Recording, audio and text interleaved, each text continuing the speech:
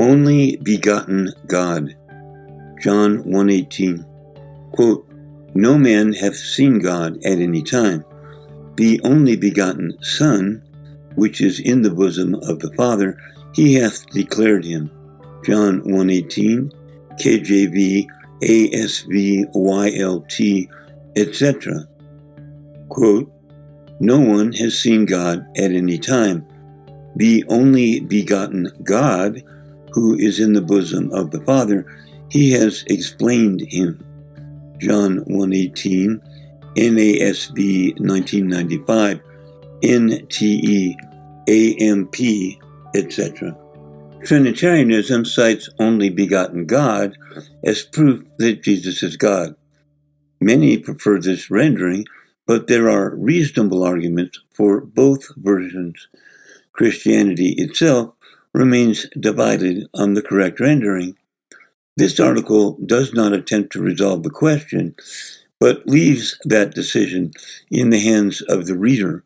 We shall simply present the case for only begotten Son.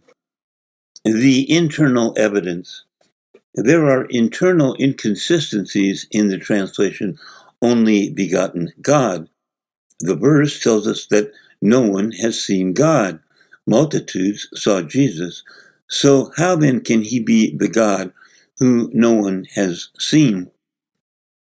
Nowhere else in Scripture is God said to be begotten, caused to exist, as a parent its offspring. God is eternal. There was no beginning to his existence. How then can he be called begotten? The scriptural evidence. There are 3 other places in the New Testament where Jesus is said to be begotten: John 1:14, 3:16, and 1 John 4:9. In all 3, he is called only begotten Son. In each, the term begotten is used in the sense of God's offspring, not God himself. John 1:18 is in dispute. While there exists no controversy regarding these other 3 verses, John 1:18 is in dispute among scholars, with the Greek manuscripts and English translations being more abundant for Son than God. The historical evidence. A large number of church fathers, Irenaeus, Clement, Tertullian, etc., quoted John 1:18 as Son, not God. If these Trinitarian church fathers had had a text that read God in John 1:18, they certainly would have cited it, but they never did. A transcriptional error. Quote, only begotten God is foreign to John's mode of thought and speech, dissonant and harsh.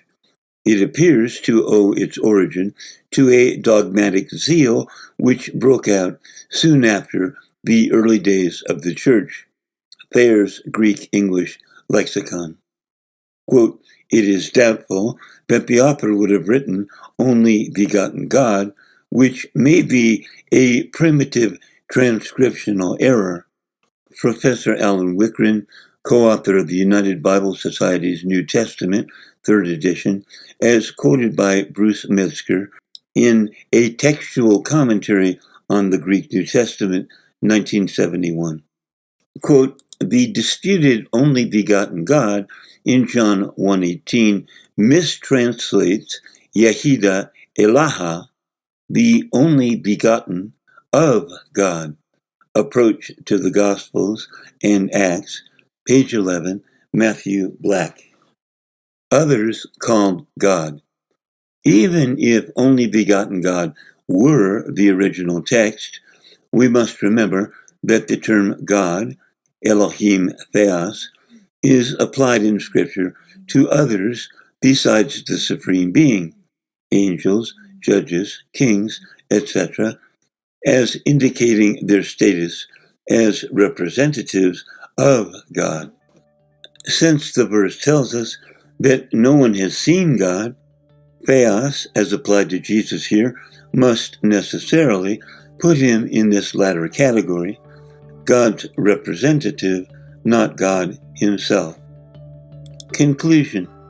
While there is disagreement over the translation and meaning of John 1:18, the evidence, internal, scriptural, and historical, suggests that the original and uncorrupted wording was only begotten Son, not only begotten God.